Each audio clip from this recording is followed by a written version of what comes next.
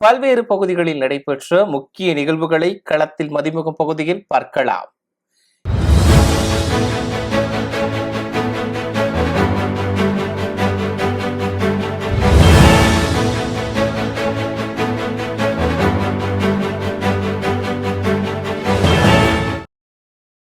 திருவள்ளூர் மாவட்டம் பொன்னேரி அருகே ரெட்டிப்பாளையம் கிராமத்தில் கடந்த 10 நாட்களாக குடிநீர் வரவில்லை என கூறி காலி குடங்களுடன் பெண்கள் சாலை மறியல் போராட்டத்தில் ஈடுபட்டனர். இதுகுறித்து தகவலறிந்து சென்ற மீஞ்சூர் வட்டார வளர்ச்சி அலுவலக அலுவலர்கள், காவல்துறையினர் சமாதானம் செய்த நிலையில் அனைவரும் கலைந்து சென்றனர். குறைஞ்சபட்சம் போன மாதம் 28ஆம் தேதி மனு கொடுத்தோம். வீடியோ கிட்டோ மனு ரெஸ்பான்ஸ் இல்லை. நைட்டு போயிட்டு மறியல் பண்ணுறதுக்காக ஸ்டேஷனில் கேட்டோம். காட்டூர் ஸ்டேஷனில் அவங்க மறியல் பண்ணுறதா இருந்தால் எங்ககிட்ட மனு கொடுத்துட்டு தான் பண்ண சொன்னாங்க. நைட்டு பர்மிஷன் கேட்டாங்க. ஒரு நாள் டைம் கொடுங்கம்மா, நாங்கள் அங்கே ரெஸ்பான்ஸ் கொடுக்க சொல்கிறோம், வீடியோ வர வைக்கிறோம் சொன்னாங்க. வீடியோ வந்து வருவாருன்னு இருந்தோம். இவ்வளோ நேரம் வரல. இப்போ வந்தார். வந்து கிட்டத்தட்ட 20 நாள் ஆயிடுச்சு தண்ணி வந்து. அவங்க சொல்கிறாங்க தண்ணி ரெடி பண்ணி கொடுக்குறோன்னு தான் சொல்கிறாங்க. டேங்கரில் தரேன்னு சொல்கிறாங்க. டேங்கர் தண்ணி எங்களுக்கு வேணாம், எங்களுக்கு பைப் லைனிங் தான் வேணும்னு சொல்லி கேட்டுருக்குறோம். இப்போ கொடுக்குறோன்னு சொல்லியிருக்காங்க. ஒரு லெட்டரை இது கொடுத்துட்டு போகிறோம்மா நாங்கள் உங்கள் கிட்டோ. நாங்கள் கன்ஃபார்மாக தண்ணி வர வைக்கிறோன்னு சொல்லியிருக்காங்க. நாளைக்கு பார்ப்போம். நாளைக்கு மறுநாள் 2 நாள் டைம் தண்ணி வரலன்னா நாங்கள் மறுபடியும் இதே மாதிரி மறியல் பண்ண தயாராக இருக்கிறோம். திருப்பத்தூர் மாவட்டம் வாணியம்பாடி அடுத்த கிரிசமுத்திரம் கிராமத்தில் ஸ்ரீ முத்துமாரியம்மன், ஸ்ரீ காளியம்மன் திருவிழாவை முன்னிட்டு எருது விடும் விழா வெகு விமர்சையாக நடைபெற்றது. இந்த எருது விடும் விழாவில் பல்வேறு பகுதிகளில் இருந்து சுமார் 200க்கும் மேற்பட்ட காளைகள் கலந்து கொண்டன. குறைவான வினாடிகளில் இலக்கை அடையும் காளையின் உரிமையாளர்களுக்கு பரிசுகள் வழங்கப்பட்டன. இதில் ஆயிரக்கணக்கான பொதுமக்கள் கலந்து கொண்டு எருது விடும் விழாவை கண்டு ரசித்தனர்.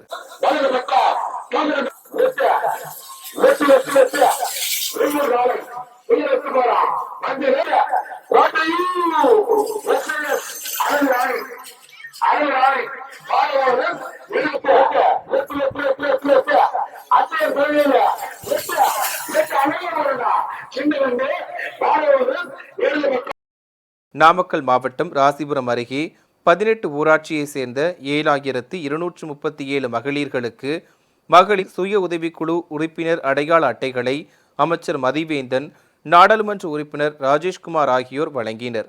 இதனையடுத்து 3.20 கோடி ரூபாய் மதிப்பீட்டில் புதிய திட்டப் பணிகளுக்கு அடிக்கல் நாட்டினர். இந்நிகழ்ச்சியில் முன்னாள் சட்டமன்ற உறுப்பினர் ராமசாமி மற்றும் கட்சி நிர்வாகிகள், பொதுமக்கள் பலர் கலந்து கொண்டனர்.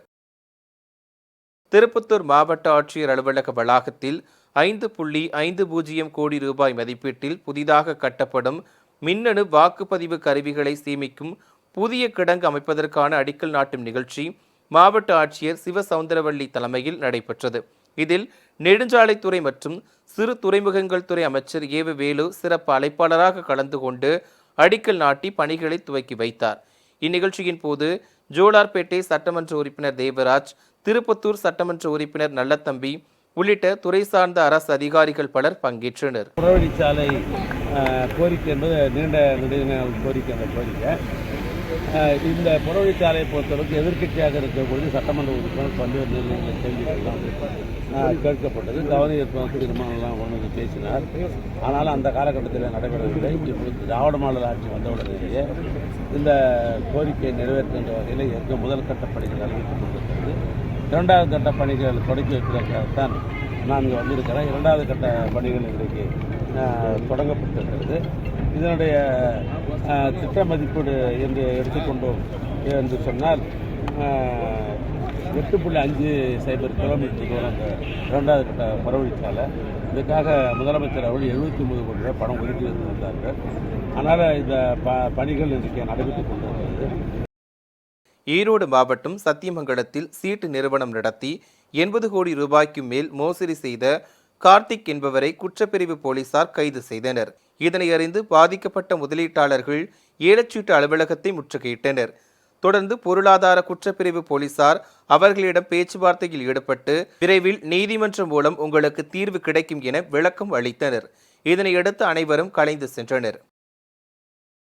சென்னை கிழக்கு கடற்கரை சாலை வெட்டுவாங்கேணியில் உள்ள தனியார் அரங்கில் கல்லூரி மாணவ மாணவிகளுக்கு தமிழ்நாடு அரசின் விலையில்லா மடிக்கணினிகள் வழங்கும் நிகழ்ச்சி நடைபெற்றது.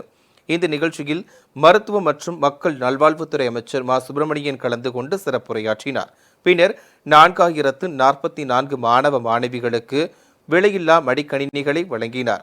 இந்நிகழ்ச்சியில் சோழிங்கநல்லூர் சட்டமன்ற உறுப்பினர் எஸ். அரவிந்த் ரமேஷ் உள்ளிட்டோர் உடனிருந்தனர். இந்தியாவில் 36 மாநிலங்கள் இருக்கிறது. 36 மாநிலத்தில் தமிழ்நாட்டில் கிராஸ் என்ரோல்மெண்ட் ரேஷியோவை 47% உயர்கல்வியில் உருவாக்கி தந்திருப்பவர் மாண்புமிகு தமிழ்நாட்டின் முதலமைச்சர். அது மட்டுமல்ல, இன்னொரு சிறப்புக்குரிய செய்தி, இந்தியாவில் இருக்கிற தொழிலாளர்கள் உற்பத்தி துறையில் பணியாற்றுபவர்கள் எத்தனை சதவிகிதம் பேர் தமிழ்நாட்டில் பணியாற்றிக் கொண்டிருக்கிறார்கள் என்றால், உற்பத்தி துறையில் ப்ரொடக்ஷன் டிபார்ட்மெண்ட்ல எவ்வளவு சதவிகிதம் பேர் தமிழ்நாட்டில் மட்டும் வேலை செய்யறாங்கன்னா, ஒட்டுமொத்த உற்பத்தி துறை தொழிலாளர்களில் 15% பேர் தமிழ்நாட்டில் வேலை செய்கிறார்கள். அடுத்த நிலையில் எந்தெந்த மாநிலங்கள் இருக்கிறது என்றால், குஜராத்தில் 13%, மகாராஷ்டிராவில் 13%. குஜராத் இன்னைக்கு உலக அளவில் வளர்ந்துருச்சு. குஜராத் தான் இன்னைக்கு பெரிய வளர்ச்சியில் உச்சத்தில் இருக்கிறது என்றெல்லாம் சொல்லுபவர்களுக்கு இது ஒரு செய்தி. உற்பத்தி துறையில் பணியாற்றுபவருடைய சதவிகிதம் 13. ஆனால் தமிழ்நாட்டில் இன்றைக்கு 15% இன்றைக்கு உற்பத்தி துறையில் பணியாற்றுபவர் எண்ணிக்கை உயர்ந்திருக்கிறது. நாகை மாவட்டம் நாகூர் நாகை கிழக்கு கடற்கரை சாலையில் விபத்துகளை தடுக்க வேக தடை, இரும்பு தடுப்புகள் மற்றும் உயர் கோபுர மின் விளக்கு அமைக்க கோரி விசிக மாநில செயலாளர் அறிவழகன் மற்றும் நாகூர் நகர செயலாளர் சண்முகம் ஆகியோர் தலைமையில் மாணவ மாணவிகள் 50க்கும் மேற்பட்டோர் கிழக்கு கடற்கரை சாலையில் மறியல் போராட்டத்தில் ஈடுபட்டனர். அரியலூரில் உள்ள தனியார் விடுதியில் நடைபெற்ற நம் ஊரு நம் கனவு திட்ட கருத்தரங்கில் போக்குவரத்து மற்றும் மின்சாரத்துறை அமைச்சர் சிவசங்கர் கலந்து கொண்டு பேசினார். அப்போது முந்திரி சார்ந்த தொழில்கள் தொடங்க திட்டக்குழுவின் அனுமதி கிடைத்துள்ளதாகவும் வரும் நாட்களில் முந்திரி சார்ந்த தொழில்கள் தொடங்கப்படும் எனவும் தெரிவித்தார். இதன் மூலம் அரியலூர் மாவட்டம் மாநில அளவில் முன்னோடி மாவட்டமாக வளர என் ஊரு என் கனவு திட்டத்தை பயன்படுத்திக் கொள்ள வேண்டும் என கூறினார். இந்நிகழ்ச்சியில் மாவட்ட ஆட்சியர் ரத்தினசாமி, அரியலூர் ஜெயங்கொண்டம் சட்டமன்ற உறுப்பினர்கள் மற்றும் பல்துறை அரசு அதிகாரிகள் பலர் கலந்து கொண்டனர். விருதுநகர் மாவட்டம் ஸ்ரீவில்லிபுத்தூர் வடக்கரது வீதியில் திமுக பொதுக்கூட்டம் நடைபெற்றது. இதில் தமிழக பாடநூல் கழக தலைவர் திண்டுக்கல் ஐ. லியோனி கலந்து கொண்டு சிறப்புரையாற்றினார். தமிழகத்தில் உள்ள தேசிய ஜனநாயக கூட்டணி துரோகத்தை மையமாக வைத்து அமைக்கப்பட்ட கூட்டணி என விமர்சித்து பேசினார். ராணிப்பேட்டை மாவட்டம் ஆற்காடு சட்டமன்ற தொகுதியில் வசிக்கும் மாற்றுத்திறனாளிகளின் சமூக பொருளாதார நிலையை உயர்த்தும் நோக்கில் ஆற்காடு சட்டமன்ற உறுப்பினர் ஜே.எல். ஈஸ்வரப்பன் சிறப்பு முயற்சியை மேற்கொண்டார்.